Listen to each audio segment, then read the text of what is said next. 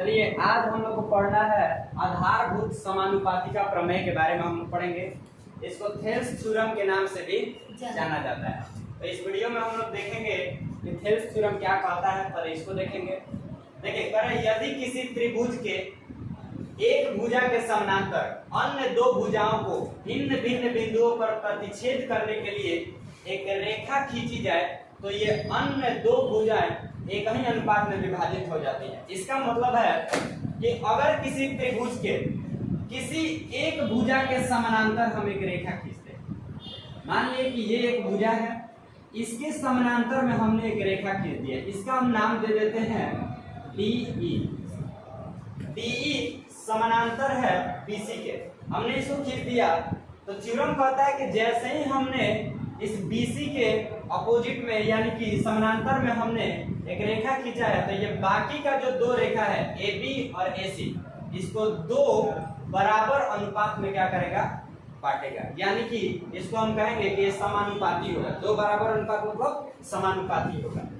आइए इसमें सबसे पहले हम लिखेंगे दिया है, मैं क्या क्या दिया है हमारे पास। लिखेंगे कि ABC एक त्रिभुज है, ABC एक त्रिभुज है जिसमें DE समानांतर है BC के। इसमें अब हमें थोड़ा सा रचना करना पड़ेगा। रचना में क्या करेंगे, B को E के साथ मिला देंगे और D को C के साथ मिला देंगे। उसके बाद यहाँ पे परपेंडिकुलर ड्रॉ करेंगे, लंबवत।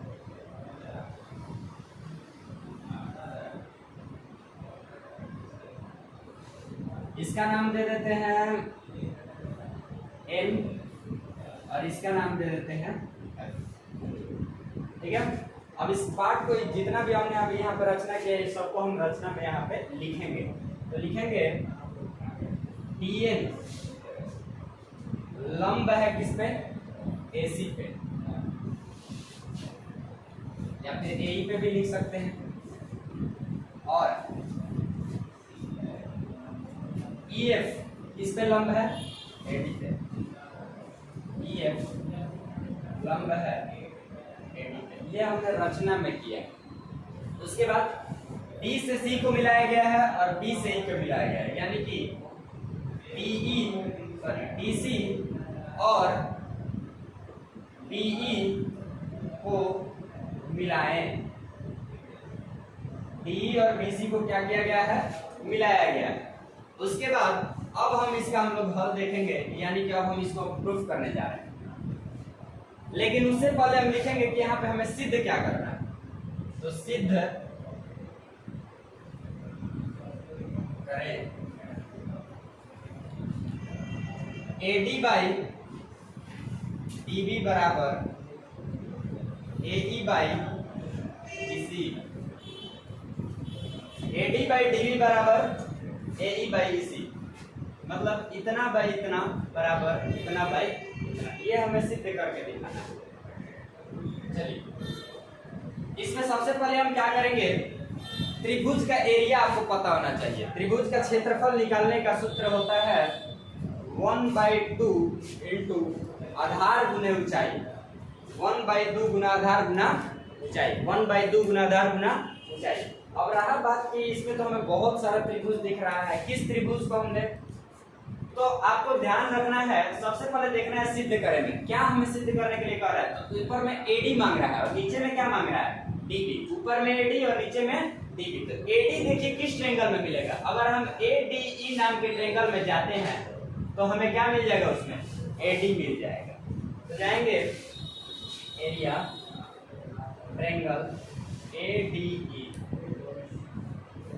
बराबर क्या होगा, 1/2 गुना आधार, आधार ये वाला है, AD क्या है, आधार है, गुना ऊंचाई। इस पे कौन सा लंब आके गिरा हुआ है, EF। उसके बाद अब हमें नीचे क्या चाहिए, डीबी चाहिए। तो डीबी किस ट्रायंगल में मिलेगा, तो डीबी हमारा इस ट्रायंगल में मिल रहा है, डीबीई में हमारा क्या मिल जाएगा, डीबी मिल जाएगा। तो जाएंगे एरिया त्रिभुज डीबीई, इसका भी क्षेत्रफल हो जाएगा 1/2 गुना आधार, आधार यही रहेगा डीबी, अब ऊंचाई इसमें एक ही लंब आ ही रहा है EF, इसको हम लिख देंगे EF। उसके बाद हम अनुपात में विभाजित कर रहा है, ये रेखा जो है किसमें विभाजित कर रहा है, बाकी के दो रेखा को अनुपात में, तो इसीलिए इन दोनों का क्या कर देंगे, अनुपात निकाल देंगे। तो अनुपात जब निकालेंगे तो ये EF से EF क्या हो गया, कैंसिल हो गया, 1/2 से 1/2 क्या हो गया, कैंसिल हो गया। क्या बच गया हमारे पास, AD/DB, AD/DB, इसको हम मान लेंगे समीकरण 1। अब इसका काम हो गया, AD/DB हमारे पास उपलब्ध हो गया। अब देखेंगे कि इधर क्या मांग रहा है, AE। अब खोजिए कि AE के लिए हमें किस ट्रायंगल में जाना पड़ेगा। तो AE के लिए हमें, अगर हम इस ट्रायंगल में जाते हैं ADE ट्रायंगल में, तो क्या हमें AE मिल रहा है। तो चलिए हम जाएंगे अब एरिया ADE,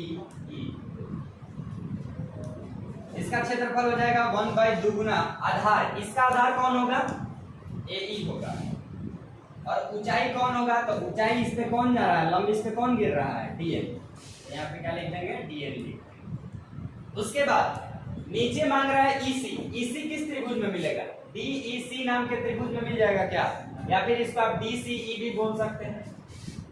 एरिया त्रिभुज DCE बराबर 1/2 आधार गुना ऊंचाई, तो आधार इस पे कौन है, ये वाला है EC,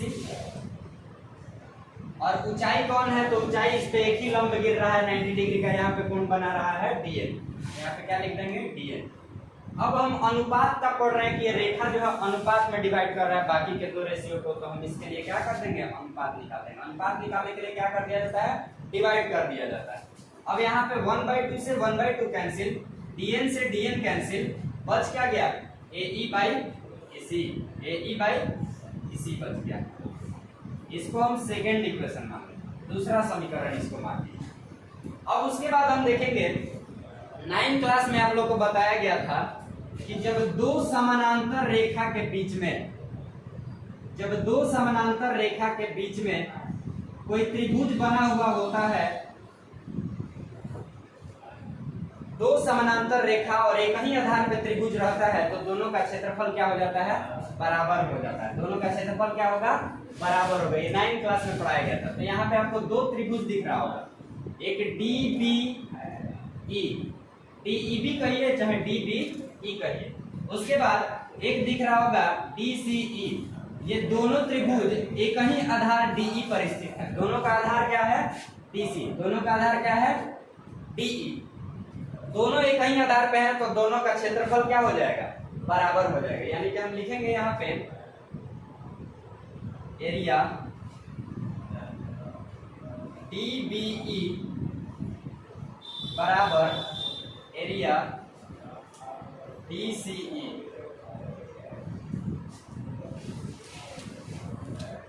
एरिया त्रिभुज DBE बराबर एरिया त्रिभुज DCE, इसको हम मान लेते हैं समीकरण 3। ये कैसे हुआ है, तो इसका रीजन आप लोग लिख सकते हैं कि जब दो त्रिभुज एक ही समानांतर रेखा के बीच में एक ही आधार पर स्थित होते हैं, तो उनका क्षेत्रफल क्या होता है, बराबर होता है। अब देखिए यहाँ पे क्या है, DBE है, और यहाँ पे DBE किसके बराबर है, DCE के बराबर है। अब हम क्या करेंगे, समीकरण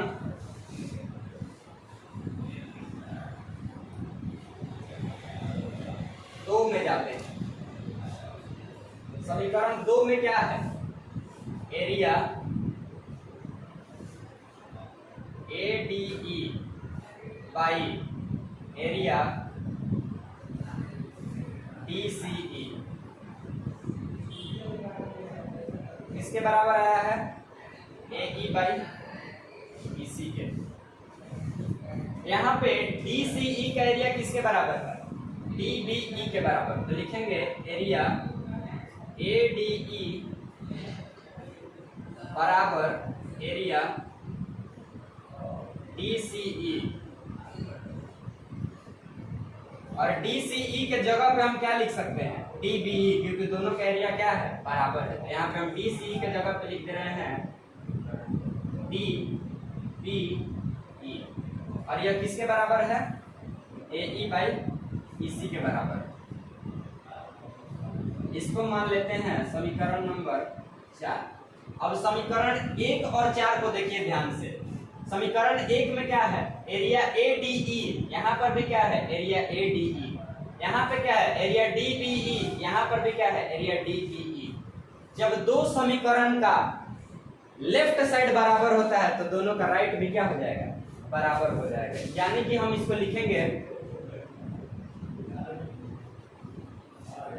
समीकरण 1 और 4 से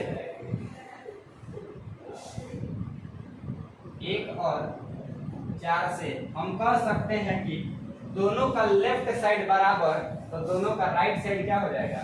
बराबर। यानी कि AD/DB किसके बराबर हो जाएगा? AE/EC के। और यही तो हमें सिद्ध करना था। तो इस प्रकार हमारा थेल्स थ्योरम जो है वह प्रूव हो गया है।